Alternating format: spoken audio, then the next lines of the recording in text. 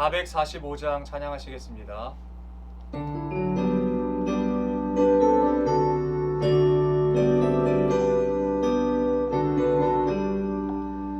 산을 넘어 홍곡에 가도 빛 가운데로 걸어가면 주께서 항상 지키시기로 약속한 말씀 변치 않네.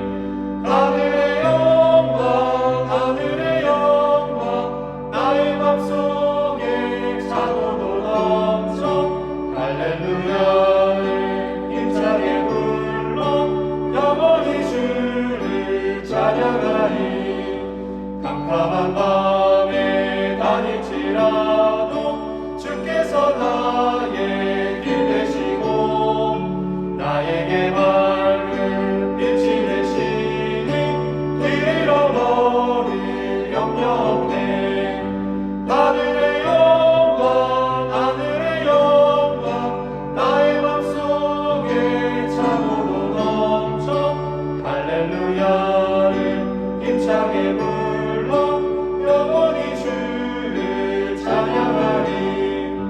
광명한 눈이 마음에 와닿아 찬란한 천국 바라보고 할렐루야를 힘차게 불러 날마다 빛에 걸어가리.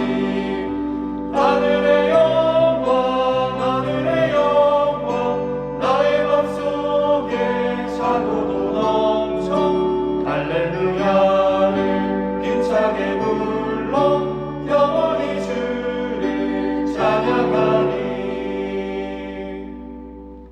기도하겠습니다.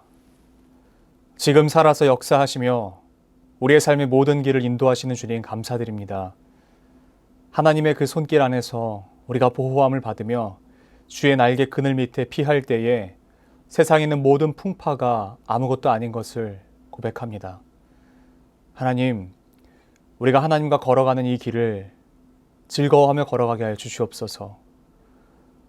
예수 그리스도께서 십자가 길을 걸으셨을 때의 그 고난에 단순히 그 고난만 묵상하는 것으로 우리가 이 사순절을 보내지 않게 하시고 그 동산으로 가며 하나님과 교제하고 또한 그 동산 위에서 예수 그리스도의 그 죽음을 묵상하고 우리를 위해서 피 흘리신 주님의 희생을 바라보며 또한 부활하신 예수 그리스도의 영광의 그 자리까지 주와 동행하는 길이 되게 하여 주시옵소서. 사순절 기간 하나님과 더 친밀한 시간으로 보내기 원합니다.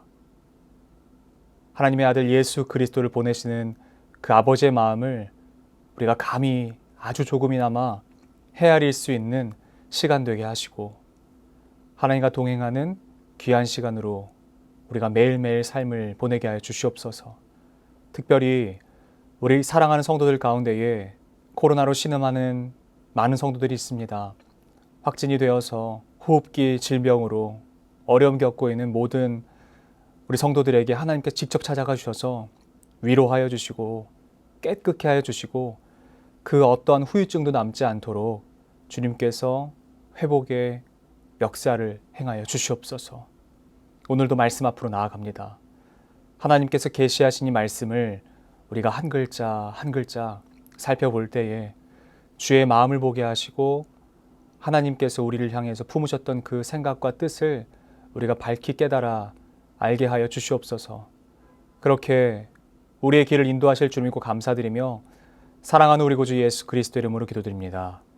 아멘. 하나님께서 오늘 우리에게 주신 말씀은 마태복음 21장 12절부터 17절까지의 말씀입니다. 예수께서 성전에 들어가사 성전 안에서 매매하는 모든 사람들을 내쫓으시며 돈 바꾸는 사람들의 상과 비둘기 파는 사람들의 의자를 둘러 엎으시고 그들에게 이르시되 기록된 바 내 집은 기도하는 집이라 일컬음을 받으리라 할거늘 너희는 강도의 소굴을 만드는도다 하시니라. 맹인과 저는 자들이 성전에서 예수께 나아오매 고쳐주시니 대제사장들과 서기관들이 예수께서 하시는 이상한 일과 또 성전에서 소리질러 호산나 다윗의 자손이여 하는 어린이들을 보고 노하여 예수께 말하되 그들이 하는 말을 듣느냐. 예수께서 이르시되 그렇다.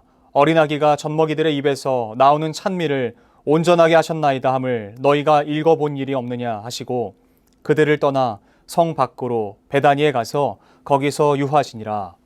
아멘. 오늘의 한 문장입니다. 교회가 거룩한 것은 창조주 아버지에 의하여 그리스도 안에서 신앙인 공동체로 부름을 받고 스스로 주님을 섬길 자세를 갖추어 세상과 구별되는 동시에 거룩한 주의 은총과 보호, 지탱을 받고 있다는 점에서 그렇습니다.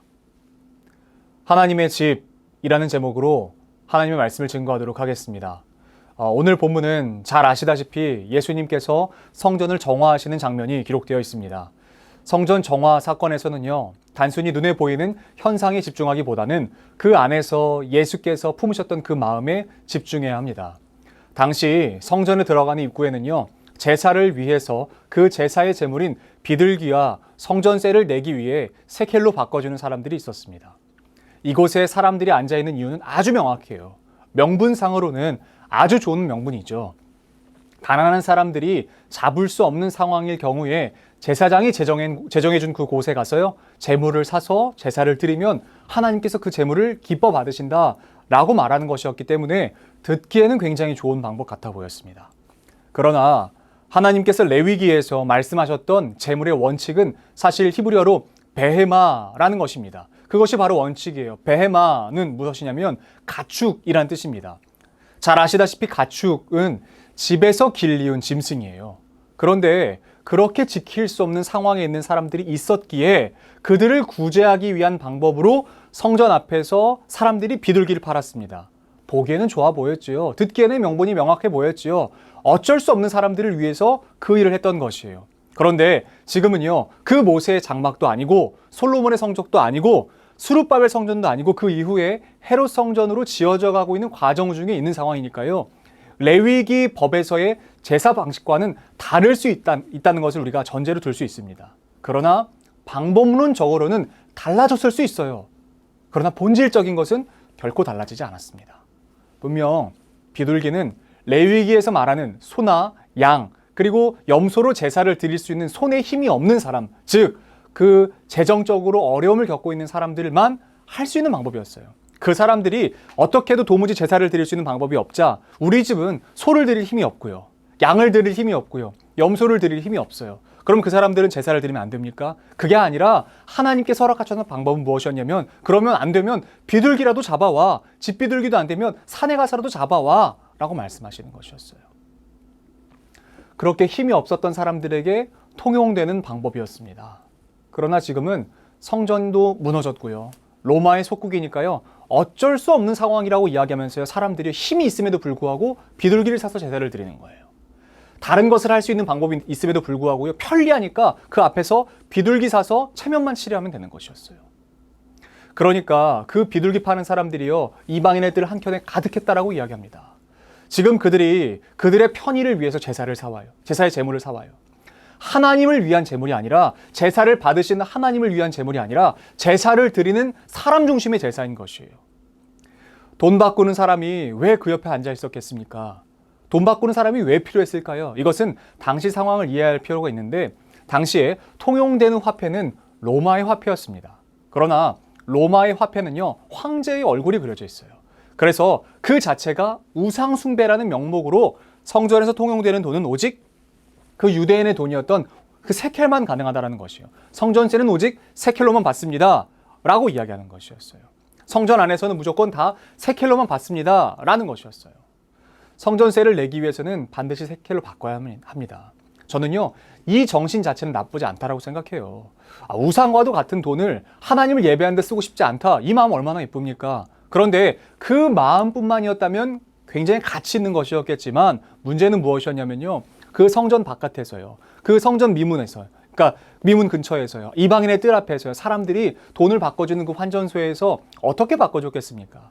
정해진 규율, 정해진 비율대로 바꿔줬겠습니까? 요세푸스 전승에 의하면요, 성전 바깥의 환전소와 그 성전 안에 있는 그 이방인의 뜰에 있었던 환전소는요, 약 4배 정도 차이가 있었다라고 이야기합니다. 예를 들어서 바깥에서는요, 1,000원이면은 1,000원과 1세겔이랑 바꿀 수 있었다고 치면요, 여기서는 어떻게 되냐면 4,000원을 줘야 1세겔과 바꿀 수 있는 것이에요. 그러니까 바깥에와 무려 4배에 달하는 그 돈의 차익이 있었습니다. 그 차익은 어디로 갔을까요? 환전소 사람이 얼마, 그리고 그 환전소를 세우게 한 제사장들의 주머니로 들어가는 돈이었던 것이에요. 제사장들이 제정해준 그 환전소에서 바꾼 돈만 받을 수 있는 것이에요. 그 바꾼 세켈만 낼 수 있는 것이에요. 여러분, 이게 얼마나 부당한 일입니까? 예를 들어 드릴까요?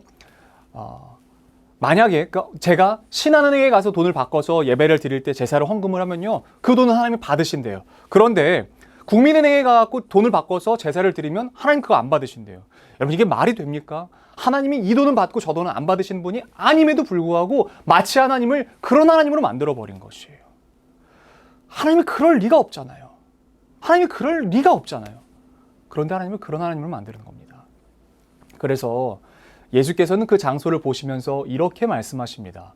오늘 본문 가운데에는 소굴이라는 말로 쓰여져 있습니다. 여러분, 소굴은 잘 아시다시피 한두 명 모여있는 장소를 가지고 소굴이라고 이야기하지 않습니다.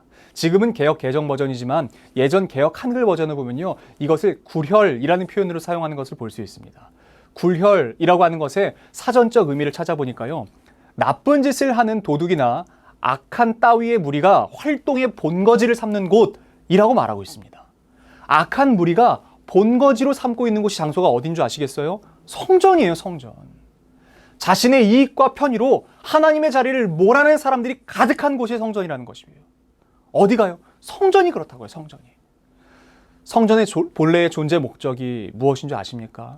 여러분, 성전은 왜 존재해야 된다고 생각하십니까? 성전이 왜 필요하다고 생각하십니까? 성전은 하나님께서요, 우리 같은 인간 따위를 만나시기 위해서 허락하신 장소예요. 출애굽기 29장에는 이렇게 이야기하고 있습니다. 내가 거기서 이스라엘 자손을 만나리니 내 영광으로 말미암아 회막이 거룩하게 될지라. 아멘. 하나님께서 우리를 만나 주시는 장소가 바로 성전인 것입니다. 그러므로 성전의 본래의 존재 목적이 바로 하나님을 만나는 데 있다는 것이에요.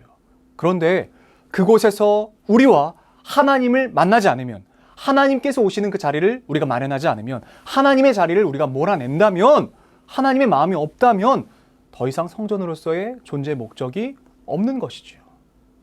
지금 성전에 정작 있어야 할 것은요, 없고요.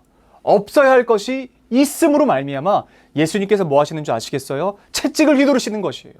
채찍을 휘둘러서 사람들로 하여금 내쫓으시는 것이에요. 나가라는 거예요. 단순히 그냥 그 사람들이 나가라는 것이 아니라 예수님이 하시는 것은 자리를 마련하고 있습니다. 그 자리는 기도할 수 있는 사람이 머무는 자리, 그리고 하나님이 임하시는 그 자리. 단순히 지성소라고 불리는 그 장소에 하나님께서 이제 더 이상 임하시지 않기로 결정하셨습니다. 그뿐만 아니라 이미 수룹바벨 성전 이후에, 수룹바벨 성전이 지어질 그 당시에도 그랬지만요, 그때부터 무엇이 없었냐면요, 언약궤가 없습니다. 더 이상은 그 지성소라고 불리는 그 장소 안에 언약궤가 없어요.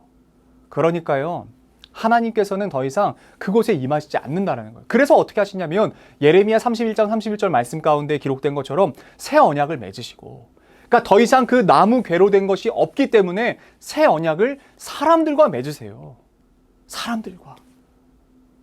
그래서 더 이상 하나님은 그 성전에 머무시기로 결정하지 않으시고 이제 곳곳에 있는 모든 사람들에게 머무시기로 결정하셨습니다. 그렇다라고 할지라도 성전은 거룩해야 하는 곳이에요. 성전은 거룩해야 하는 것이에요. 하나님이 계셔야 하는 장소라는 것입니다. 굳이 이 장면 가운데에 중간에 맹인과 다리 저는 자를 고치시는 장면이 언급되는 이유가 있습니다. 본래대로라면 이 사람들은 레위기 법대로라면요, 부정한 사람들이기 때문에요, 그 사람들, 거룩한 사람들이 모여있는 그 장소 안에 들어올 수 없습니다. 그런데 예수님께서는 그들을 고치셨어요. 그리고 나서 그들이 가장 먼저 무엇했을까요? 성전 앞에 있는 사람들이었으니까요. 무엇했을까요? 성전으로 들어오게 하시는 거예요. 여기서 주는 메시지가 무엇인지 아시겠습니까? 이런 사람들이 들어올 수 있게끔 자련을 마련해서 하나님을 만나게 하는 곳이 바로 성전이라는 것이에요. 단절되었던 사람들은 회복으로 돌아오게 하고, 없어야 할 사람들, 그곳에 있으면 안 되는 사람들로 말미암아서 내쫓으셔서 그곳을 자리를 마련하셔서 하나님이 임하시게끔 하는 것. 그리고 정작 들어와야 될 회복이 필요한 이들, 눈먼 자, 맹인들, 다리 저는 자들, 갇힌 자, 힘들었던 모든 사람들을 이 자리로 불러서 하나님을 만나게 하는 장소로 예수님은 성전을 바라보고 계시는 것입니다. 이것이 바로 성전으로서의 회복인 것이에요. 예수께서 성전 정화라고 말씀하시지만 이것은 성전의 회복입니다. 마치 히스기야가 성전을 청결하게 하고 요시야가 모든 기구들을 찾고 정결하게 했던 것처럼 예수께서 지금 이 자리에서 그 일을 행하고 계시는 것이에요.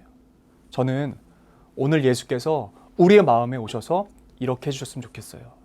우리의 마음에 없어야 할 것들, 없어야 마땅한 것들을 예수님께서 몰아내 주시고요. 있어야 마땅한 것들을 다시 회복시켜 주셨으면 좋겠습니다. 동시에 우리도 이런 자리까지 나아갔으면 좋겠어요. 우리 안에 없어야 할 것들, 하나님이 아닌 어떤 것들, 하나님의 것인데, 하나님의 성전인데, 하나님의 성전으로서의 내가 없어야 할 어떤 것들이 내 마음에 있다면 예수께서 이것을 좀 제하여 주시고, 그리고 하나님 바라봤으면 좋겠는 것이에요. 하나님만 만나는 데에 온 힘과 정성을 쏟는 저와 여러분들이 되었으면 좋겠습니다. 여러분 기억하세요. 예수님께서 성전 정화를 하셨을 때의 그 장소는 단순히 그 성전뿐만이 아니라 지금 우리의 삶의 우리 자신이라는 것이에요. 우리에게 어쩌면 그 정화가 필요할지 모릅니다. 그 정화하는 작업이 필요할지 몰라요. 없어야 할 것이 무엇인지 다시 한번 생각해 보십시오. 그리고 마땅히 있어야 할 것은 어떤 것인지 다시 한번 믿음으로 점검하십시오. 그래서 예수님이 거하시는 자리와 예수님께서 거하시는 그 장소를 우리 스스로 마련하는 자리까지 나갔으면 좋겠습니다. 하나님 거하여 주십시오. 이 거룩한 주의 전에 주님께서 거하여 주십시오. 제 자리는 하나님 외에 다른 것 다 거절합니다. 하나님이 거하시기에 마땅한 장소이니 하나님만 거하여 주십시오. 라고 고백할 수 있는 저와 여러분들의 하루가 되었으면 좋겠습니다. 사랑하는 하나님, 예수께서 성전을 정화하실 때에 비둘기와 돈 바꾸는 자들을 내쫓으실 때 그 마음은 자리를 마련하며 단절되던 모든 자들에게 회복을 명하시고 또한 없어야 할 그 마음을 내쫓기 위함이었던 것을 우리가 봅니다. 혹 우리 안에 단절되어서 예수 그리스도께 보여주지 못한 우리의 마음이 있습니까? 이 시간 회복되게 하여 주시옵소서. 혹 우리의 마음에 마땅히 없어야 할 욕심과 탐심과 시기와 분냄과 여러 가지 마음들이 있습니까? 주의 힘으로 제하여 주십시오. 그래서 거룩한 성전인 우리가 하나님이 거하시기에 충분한 오직 하나님만 거하시는 주님의 귀한 전이 되게 하여 주시옵소서. 우리 이어서 주님께서 가르치신 기도로 오늘 예배를 마치도록 하겠습니다. 하늘에 계신 우리 아버지, 아버지의 이름을 거룩하게 하시며 아버지의 나라가 오게 하시며 아버지의 뜻이 하늘에서와 같이 땅에서도 이루어지게 하소서. 오늘 우리에게 일용할 양식을 주시고 우리가 우리에게 잘못한 사람을 용서하여 준 것 같이 우리 죄를 용서하여 주시고 우리를 시험에 빠지지 않게 하시고 악에서 구하소서. 나라와 권능과 영광이 영원히 아버지의 것입니다. 아멘.